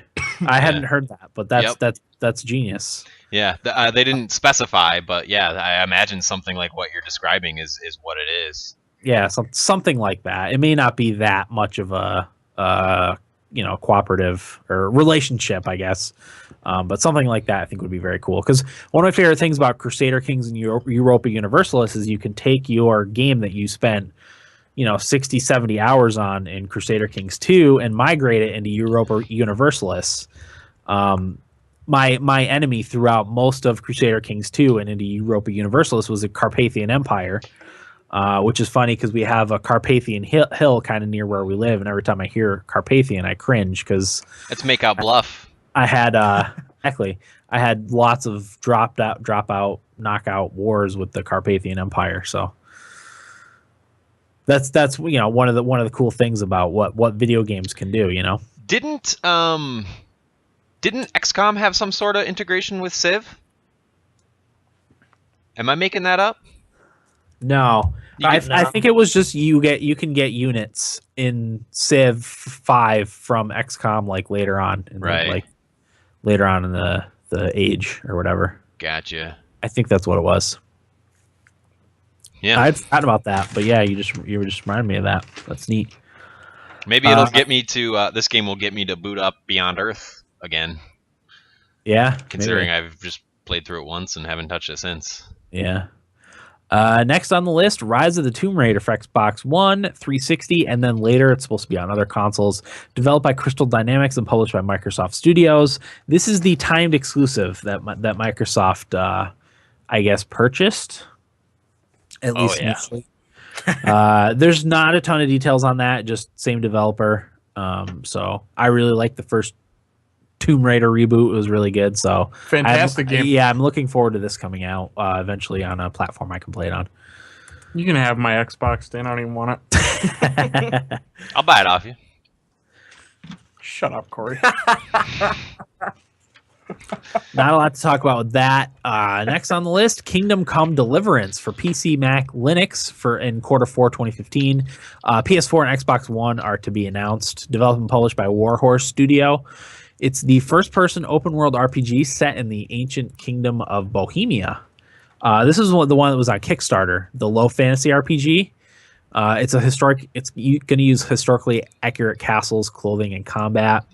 It uses a classless RPG system, allowing the player to customize their character to their preference. Really looking forward to that one. It seems really neat. Really neat. What made you pick this game, Dan? we actually talked about it not that long ago. There's been trailers and stuff for it. We were all excited for it. I'm sorry, what game is that? Kingdom Come Deliverance. This is the first time hearing of it. No, we've talked about it on this podcast. It's the open world fantasy RPG. Yeah. We didn't know if it was going to be. It is actually set in a factual historical location. We've talked about it. Yeah, we have. I don't remember. I think Idaho Jake brought it up one time, and we looked it up. He did. You're right. I don't remember it personally, but I know that Jake did bring it up. Yeah. Okay. It looks like it looks a little bit like Skyrim. Yeah. But it also reminds me gameplay wise of like Mount & Blade Warband a little bit in the way you interact with villages and stuff. So yeah, I mean it's a game where you can kind of make you make your own path essentially. You can be a fighter, you can be a I saw Bard mentioned specifically on there, and the skills that you use are the ones that level up. So you're not forced into a class that maybe has some skills that you're not going to use. It's only skills that you actually use. Like Skyrim. Yeah, like Skyrim a little bit. So no, it's looking great. It does look really good, Corey. You should check out the video. And shut up too, because we did talk about this. Yeah, we definitely did. I swear to you, if we talked about it, I A, don't remember it, and B, probably wasn't paying attention. Maybe you weren't on the episode. He might not have been on, yeah. So yeah, that's coming out later this year for PC, Mac, and Linux, to be announced for PS4 and Xbox One. Next on the list, Just Cause 3 for PC, PS4, and Xbox One. Developed by Avalanche Studios and published by Square Enix. It's similar to Just Cause 2 in size, scope, and gameplay. Let me see. My notes are a little bit dark. It takes place on a fictional Mediterranean island called Medici. Not a lot of details yet, but it'll be a full-price game with no microtransactions. All right. So that's always nice to hear. It's funny. Tossing that under the bus. Yeah, that's funny that is now like a marketing pitch. Like full price game, no microtransactions. I think Just Cause 2 had some microtransactions. Oh, okay. And maybe that upset the fan base. I don't know. I have Just Cause 2. I've never played it. It's on my 4 in February fantasy draft list. It's on my fantasy draft list too. It's a game. I was looking at the how long to beat. Like the how long to beat story is like 18 hours, but the completionist is like 85. Oh my god. So that's one I would probably try to hurry through. I wouldn't want it to take me 85 hours after Skyrim. Or not Skyrim. Dragon Age. Dragon Age. This is the game where all the crazy stuff happens that players can do, right? Yeah, it's very open world. Like Far Cry, kind of? It reminds me of Far Cry, but I think it's more like Grand Theft Auto. Oh, okay. Different setting. Yeah, because is it third person? I think it reminds me more of Grand Theft Auto. Okay. Where you can kind of, but it's like Far Cry in that you make your own fun type of game. All right. So. Yeah, that's going to be a buy for me. Yeah. I'm probably going to get it too, depending on when it comes out. Yeah. And then my last one, Mad Max for PC, PS3, PS4, Xbox One, and Xbox 360, developed by Avalanche Studios and published by Warner Brothers Interactive Entertainment. Open world vehicular combat action adventure. Max must recover his vehicle, the Pursuit Special. That's the basic plot of the game. It's got a crafting system for making weapons and tools, and extensive vehicle customization and upgrade system. Haven't seen a lot about this game either. No gameplay or anything like that. There's just been some cinematic trailers, but we'll see how it looks when it comes out. It made me think of Rage. Yeah, when I heard about you're it. right. So I don't know anything about Mad Max whatsoever. I saw some of the Mad Max movies years ago, and the new one looks really good. The new Mad Max movie. Yeah. Oh yeah. I didn't even know there was a new one. Yeah. Watch the trailer. It's really. It looks like Borderlands. Oh, It okay. does. Who's anybody in it that you? Yeah. Charlize Theron Okay. is in it. You wouldn't recognize it was her though. She's got like a shaved head and like black eye makeup and stuff. Doesn't really look like her that much. But it looks like a cool movie. Cool. We'll see about the game. All right, that's all I got. Corey, My turn. your turn. Yeah, bye. First one up for me is a little known game called Fable Legends. From Lionhead Studios. I'm going to try and play the trailers while I talk about these. It's going to require a little bit of extra effort, but I think will pay off. For Xbox One and PC, it takes place in Albion, just like the other ones, but this one is several hundred years before the events of the original Fable games. Oh. And the big mechanic in this one is 5-player gameplay. 4 heroes playing together cooperatively, and then 1 villain trying to stop them. So it's like Evolve. Yes, very much like Evolve. That sort of asynchronous gameplay where the 4 people are working together, and then there's 1 person trying to stop them via a different set of gameplay mechanics and stuff.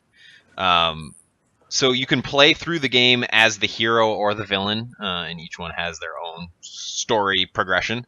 And we saw a little bit of the gameplay at E3, and I kind of enjoyed it.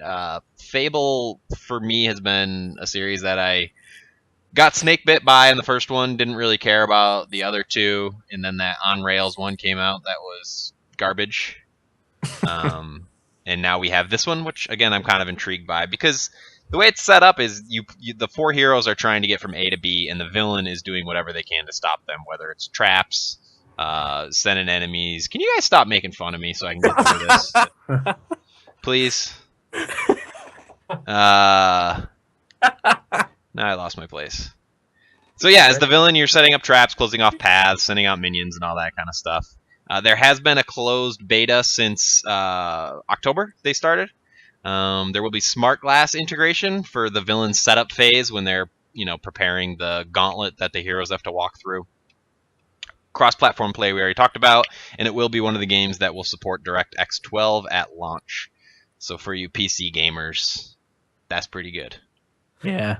My question about it is what is it just like a multiplayer map that you play through? Like what is there the way I did a little bit of research about it, there's like a hub city that you hang out in, and it's all very social, like you can play pub games and do all this various, kind of city things, I assume, like shopping and all that kind of stuff. And then you will pick up missions and go out on those missions from that hub city. That's kind of cool. I'm actually looking forward to this game. Yeah, that's kind of neat. Oh, so while you're doing these missions, there's a bad guy who's trying to prevent you from doing them. Yes. Okay. That's pretty cool. Can be AI, but also can be player controlled. I like that. Yes. So that sounds like fantasy, the way Phantasy Star Online is run. I don't have very much experience with Phantasy Star Online. It's been a while since I played Phantasy Star Online, but it's the same idea. You have a hub city, and then you go off on your right. ships, whatever. Yeah, now that you mention it, yeah, that sounds pretty accurate. I like that. At least everything's kind of tied together that way. Do you have like your hero that you level up and stuff? Yeah. Okay, so because I don't like, I was worried that they were going to go like the first person shooter route, where each match just is its own like thing and it doesn't matter. No, from what I understand, there's a story progression. You don't make a character. I don't think it's as like a Fable 1, 2, and 3 was, where you like make a character and take them down whatever path. Right. There's pre-made characters that you just play as. That's fine as long as you can upgrade them and stuff. But yeah, definitely looks cool. Yeah. Okay. I didn't really know how that game worked. In my travels. Go ahead. Another game that I'm also looking forward to, and I'm probably going to need a PS4 to play this, is Metal Gear Solid 5: The Phantom Pain. Oh no, it's coming out for PC. Yeah, it's I'm good. Xbox One, PS4, PS3, and 360. It is coming out for the old gen consoles. Players take on the role of Venom Snake, also known as Big Boss, during the Soviet War in the aftermath of Ground Zeroes. Now, I didn't play Ground Zeroes. Dan and Eric, you guys both played through the whole thing, right? Yep. The whole hour and 20 minutes worth. Yeah. I think it took 50 minutes. With like half an hour worth of cutscenes. Yep. that thing that they've sold for $40.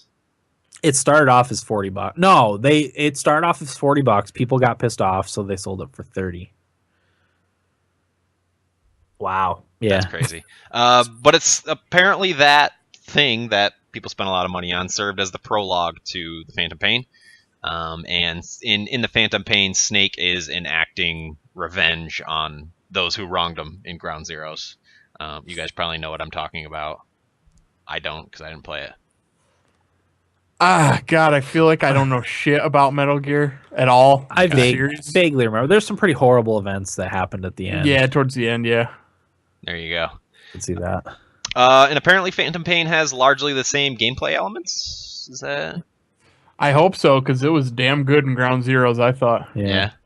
Of all the stealth games I've played, it at least controlled pretty nicely. I didn't find myself getting stuck on things or anything like that. Like, it controlled smoothly. It was too slow paced for me, I think. Yeah, it got to a point where I just started shooting people. That's how I got to. I'm like, screw this. I'm just gonna massacre everybody. Yeah. Wolfensteined it. Yep, exactly. The game consists of several large open world environments. That's kind of new to the Metal Gear universe.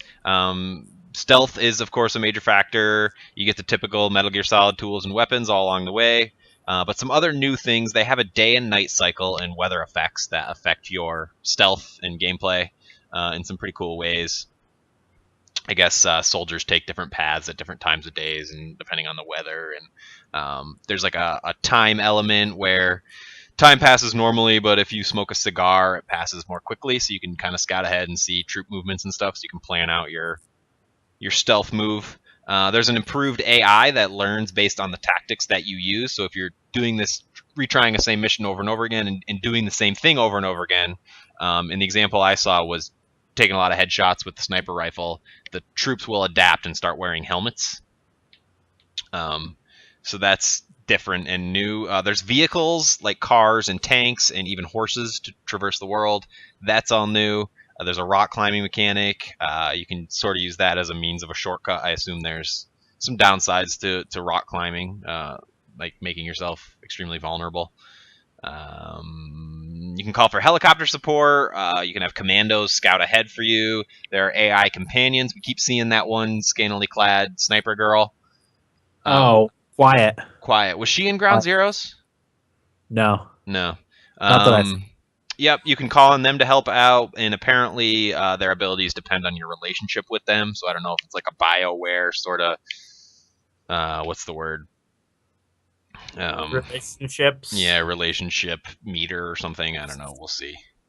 There's also a base building feature, which apparently was in Metal Gear Solid Peace Walker. I didn't play that game, so I can't really speak to it too much, but you use it to research weapons and items and recruit soldiers. One thing that's fun from my opinion, because I love mobile games, is that you can access it from smartphones. So you can actually do things for your Metal Gear Phantom Pain from your smartphone while you're not at your console or computer or whatever. Yeah, I don't mind that. I would love to see more of. As long as it doesn't force you to do it while you're actually playing the game. Like yeah. A certain game. Yeah. I always want that companion, like, so when I'm away from my game, I can still participate in my game somehow. I played a lot of the Black Flag one. That was a lot of fun. Yeah. You sent out the ships on that missions and stuff. That was cool. And then you get the game and reap all the gold that you made from sending out your ships and into shipping. I like that a lot. It's cool. And also new for this Metal Gear is the voice acting and motion capture is all done with English actors, as opposed to before where they used Japanese and then dubbed over the English voices. This time they're doing it the other way around. I wonder how much of that has to do with the fact that they got Kiefer Sutherland to play Snake. Oh, yeah. Yeah, that's a good point. So that's cool. The game will also include Metal Gear Online, which we saw. What was that? Gamescom? They showed the trailer for that, or the PlayStation Experience, or was that the event? Video Game Awards? Oh, it might have been the Video Game Awards. I think it was the Video Game Awards. That online looked pretty crazy, but pretty cool in my opinion. I thought it looked cool. There was a lot of neat, innovative things in there. I thought. Yeah, the ballooning. Like, remember the balloon that picked the dude up? Yeah, that was awesome. That was awesome. I'm excited for this game. I picked it as my game of the show for E3, whichever year was that, 2013? Yeah. I was really impressed with it. I think it's gonna be cool. Glad it's coming out on PC. I had it in my head that it was just consoles. It's new that it's coming out for PC because they just released Ground Zeroes on PC. Like probably within a month, maybe 2 months.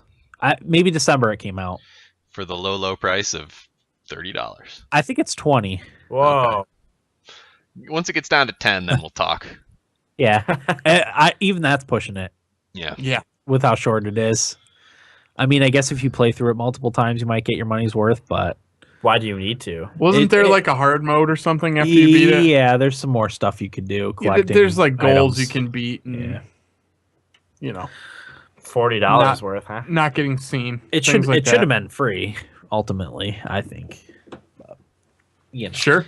It's a demo. It's an hour. Bizarre. How successful was it as a teaser for the Phantom Pain? Eric, you said you were really impressed with the gameplay. Do you think that might have been part of it, is just to get people to get excited about the Phantom Pain? Well, I mean, as somebody who has really only, I played, was it the first Metal Gear Solid, where it fucked with your system and made you think it was broken? Yeah. I played that one, and then I didn't play another one until Metal Gear 4, which I tried last year for 4 in February and fucking hated. Yeah, you didn't like that one at all. No. So this was my last experience with Metal Gear, and I really liked it. I thought it handled really well. Yeah. That was my main concern with 4, was that the controls were bad, I thought. And that could just be me not having played a lot of Metal Gear. Mm-hmm. I thought that Ground Zeroes controlled very well. The shooting was good. So, because Metal Gear 5 was a maybe for me. Mm-hmm. After playing Ground Zeroes, I'm probably much closer to buying it. Oh, that's good. Yeah.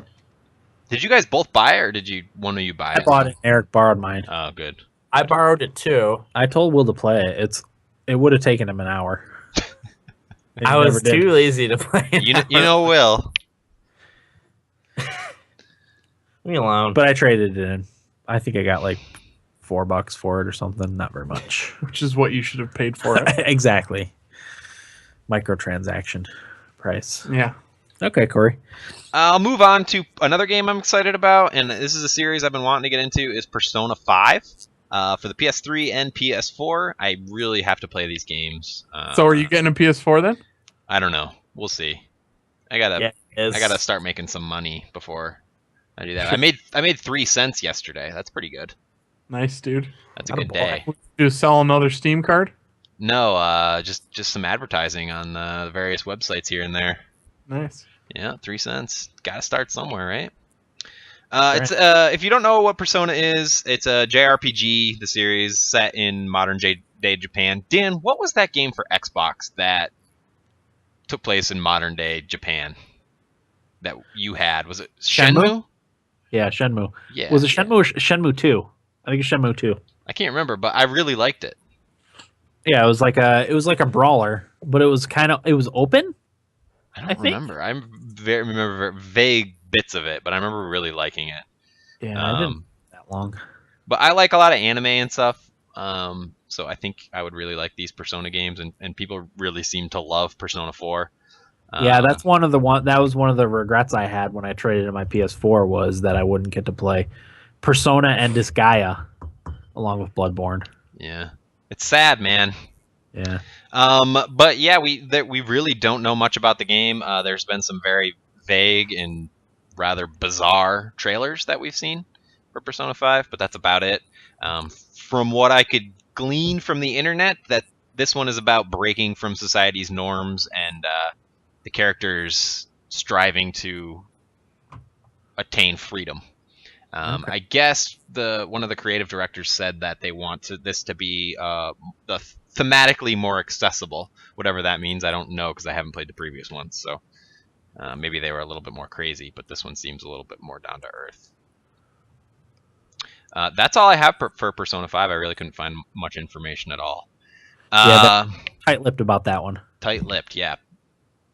When did the last one come out? Didn't that just come out last year, Persona 4? There was Arena?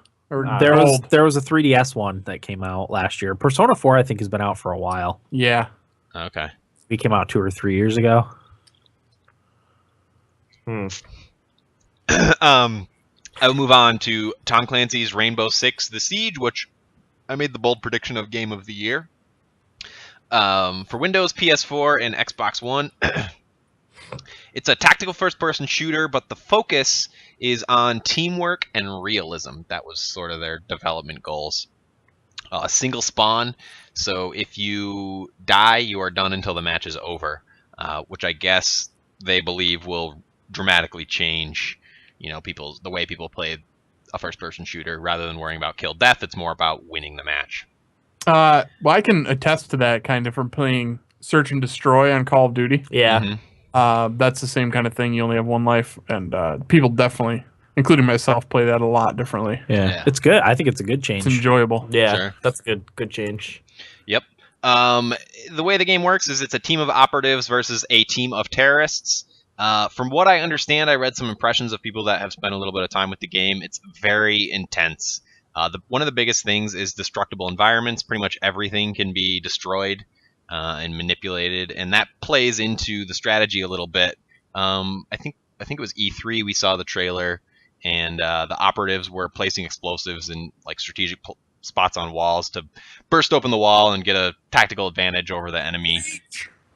Yeah, the breach. Shooting through walls and doors. And I love that. That's all really cool to me, and I think we're going to see a lot more of that in games in this new generation. Oh, definitely. I would love to see more destructible environments. Battlefield's been doing it for years. They have. And it's not just cars like most games.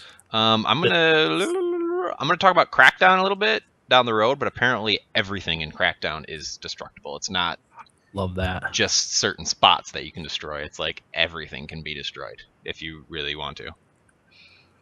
It's primarily a multiplayer game. There's a single player campaign, but what that pretty much just draws from what happens in the multiplayer. It's just a set of scenarios where you're doing the same type of things.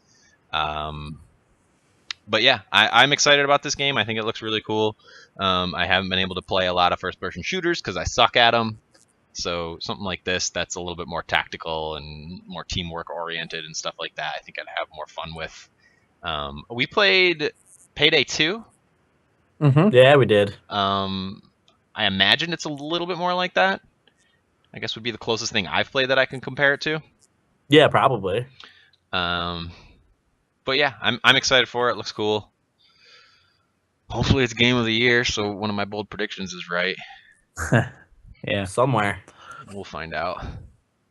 Here, we'll make it here. Scalebound for Xbone. Another game we know very little about. We've only seen a teaser trailer. I scoured the internet to see what I could find about it. It's listed on the Xbox website as an action-adventure game, and this is what it says about it. Scalebound transports you to a distant, hostile world. You'll come face-to-face with fearsome creatures, including a formidable dragon, and the bond you forge with this awesome predator will prove crucial to the survival of both worlds. It's being developed by Platinum Games, who did Bayonetta 2 and Metal Gear Rising: Revengeance. And the director is Hideki Kamiya, which apparently was a big part of the original Devil May Cry. He did the Beautiful Joe series, Bayonetta 1 and 2, and the Wonderful 101. And he said that it's unlike anything he's worked on before. At least with Platinum, it's going to control nicely because both the Wonderful 101 and Bayonetta 1 and 2 all had fantastic controls. Right. So the creative director, Ken Lobb, went on this podcast called Inner Circle and sort of talked about the game a little bit. And he said, you have to think about the game. He said, you have to think, what does Platinum do well? That's what they're building. What do we do well? That's what we're adding. And yes, these are Dragon Companions. God, they are awesome. So Dan, to your point right there, what Platinum does really well is really well controlled combat, very fluid, crazy Japanese combat. So we'll definitely see that. And then in that podcast, somebody asked him if it was an open world RPG, and all he said was, "That's a pretty good guess." So putting all of that together, my guess is that it's an open world RPG. because that's something Kamiya hasn't done before, which he said it's unlike anything he's ever done before. But it's an open world RPG with excellent combat, and it sort of made me think of an Amalur, but this one would obviously be more amped up, Japanese, crazy combat, fun, more All humor. the boss battles in the Wonderful 101 and Bayonetta are fantastic. There you go. Crazy. Just Amalur on steroids with less geekiness would be my guess. Because even in the trailer, the guy had the hero or whatever. I don't know if he was the hero or main character. He had like headphones on, and it was just very bizarre. So that's my guess. But again, there's very little information out about that. Overwatch for Windows and Mac. It's a multiplayer first-person shooter by Blizzard. There isn't any plans for single player. It's set in a near future Earth, believe it or not. The backstory is that there is an international task force called Overwatch that is trying to protect humanity from rogue robots. The gameplay is 6v6 squad-based combat. Again, it's a first-person shooter. The development team borrowed a lot from MOBAs. I guess you kind of choose your own hero with its unique abilities. And as of right now, there are 2 game modes in the game. There's one called Payload, which is that the attacking team has to deliver a bomb to a waypoint before time runs out. And then there's Point Capture, where the attacking team has to capture points on the map, and obviously the defending team is trying to stop them in both scenarios. The game maps are also inspired by real-world locations. What they have right now is King's Row, which is England-inspired, Hanamura, which is Japanese-inspired, and Temple of Anubis, which is inspired by ancient Egypt. I guess their goal with the game was to create a more accessible first-person shooter. So the emphasis is on completing goals rather than getting kills. Same with Rainbow Six Siege, trend this year, which is good for me because, again, I suck at first-person shooters. Chris Metzen is the SVP of Story and Franchise Development. He said this about the game. He said, "We have a long legacy of developing multiplayer games, and it came down to, is it even possible to build a shooter that doesn't feel cynical, that doesn't feel cruel, that doesn't feel nasty? Can you build one that really promotes teamwork and relationship and having fun with your friends and not getting killed with a thrown knife from halfway across the map as soon as you jump in?" That's music to my ears. Yeah. I was initially not impressed with what I saw from Overwatch, but I watched a video like top 25 PC games coming out this year, and there was a little blurb about Overwatch in there, and I was immediately sold on it, and now I can't wait for it. It's the one Blizzard game I'm actually going to play. I was pumped when I first saw it. I remember watching it. I was like, this looks pretty goddamn sweet. I was initially put off because it reminded me too much of Team Fortress 2. It's like the exact same thing. Yeah, that's what Blizzard does. Well, that's what I'm saying, and they simplified it. But I really like the vibe it's giving off. I like the kind of science fiction-y type of, and abilities too. That's another cool thing. Yeah, all the characters have their own kind of abilities. They're all different stuff. Yeah, I'm really excited for it. I signed up for the beta I don't know, maybe it's kind of like Smash, where you find the one you like. You know what I mean, or find those 3 that you're good with. Yep. I'm actually really looking forward to Overwatch. Same. It's another beta I won't get into. One of us will get in. That one I probably would buy into. If it was like $20, I probably would buy into it. Damn, it'll be 40 at least. 40 is too much for a beta. Free to play. Especially for a free to play. I'm saying for buying into the beta. Early access. Yeah.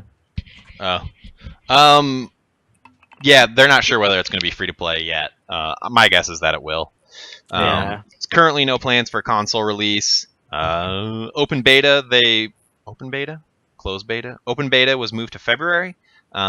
They think the rumors abound that it will come out in October. So, is this something that we need to be signed up for already, or I signed up for the beta already? I was going to say I never sign up for this shit. I want to hire somebody to just sign me up for all the betas. Just go to their website and sign up for the beta. Go to the Battle.net website and then the beta preferences, and then you can select which ones you want to get into. You got to remember your login information, though. That's the key. I had to remember mine. It took a while. Mine's been the same for years. Okay. I got a question about Battle.net. Why is it that I always have to log in on my computer, but I'm always logged in with my tablet? So you don't have to repeatedly log in on your tablet? I just click Hearthstone and I'm in. Whereas I have to go through Battle.net every time when I'm on my PC. It's really obnoxious. It must be a feature because whenever I click the Battle.net client, I'm always signed in immediately. I don't know. You did it wrong, Corey. The only game I have to sign into is Diablo 3 when I play it. I don't know. Yeah, I don't know either. And my last one is Crackdown. It is the third Crackdown, but they're not calling it that. They're just calling it Crackdown. Xbox One exclusive. It was announced at E3 last year, and since then we have heard next to nothing. Another game that we're hearing very little about. I can tell you that it takes place after Crackdown 1, but it's an alternate timeline to Crackdown 2, so they're deviating from the path that they took in Crackdown 2 a little bit. Like I briefly mentioned before, there's fully destructible city environments, and that sort of gameplay element is being powered by Xbox One's cloud thing that we kept hearing about, where the Xbox cloud can process a lot of information that your console either can't or shouldn't need to waste all its resources on. So I guess that's how they do that. So my guess would be you'd have to be online in order to have that feature. Yeah, probably. That's the only way that would make sense. I don't know if they'll have an offline mode or what. Yeah. But Dave Jones, the director of the first game, is back on board for this one. And then other than that, all we know is that you play as an agent cleaning up the streets. And that's it. We saw the teaser. I forget, he's like in a van or something, and he launches himself off a jump and crashes into a building, and I don't know. It's craziness. Yeah. I played the first Crackdown and really liked it. It was a cel-shaded, like, open world combat crime fighting game. Mm-hmm. You kind of get superpowers and stuff. It was really, really well done. There you go. Yeah. That would be a buy for me if I had a Xbone. I wonder if this will come out. I don't know if this. Do you think this will come out this year? I just feel like games that we've heard nothing about aren't ready to come out this year. There's been a lot of them too. It's still early. It's only January. Yeah, that's true. That's true. It is only. It feels like it's later, but it is only January so far. Okay, that it, Corey? That's all I got. All right, Eric. What do you bringing up the rear end. What do you got for us? Sorry, I was just trying to get into my battle account. No problem. After I told you I had the same thing for everything, I was wrong. Okay. I'm going to kick it off for my list with Below, which is exclusive to Xbox One on consoles, and it's also coming to PC. This is an indie game from Capybara Games and published by Microsoft Studios. From the Wikipedia page, the description it goes as is an adventure game with a top-down perspective. It's got roguelike tendencies. It's supposed to be very difficult with permadeath. But yeah, it's one of those real artistic